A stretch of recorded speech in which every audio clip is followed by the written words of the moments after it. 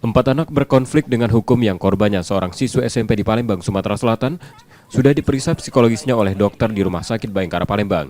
Salah satu anak yang berkonflik dengan hukum mengalami gangguan psikologis. Ia mengalami gangguan pertumbuhan jiwa, tidak dapat bergaul dengan seusianya. Ia cenderung memilih teman dengan usia di bawahnya karena dapat dikendalikan, serta berperilaku sering menonton video dewasa di ponselnya. Motifnya adalah ingin melampiaskan gejolak emosi seksualnya.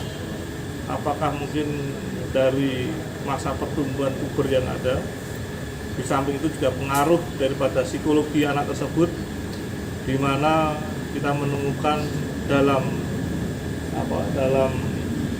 barang bukti HP milik korban terdapat dokumentasi film-film dewasa yang tidak senonoh, dan hasil keterangan daripada tersangka yang bersangkutan juga dalam seminggu menghabiskan kesempatan 2-3 kali untuk menonton film tersebut. Kini anak yang berkonflik dengan hukum satu ditahan polisi. 3 lainnya dititipkan ke panti lembaga kesejahteraan sosial yang ada di Ogan Ilir, Sumatera Selatan. Yudi Kiswanto, Kompas TV, Palembang, Sumatera Selatan.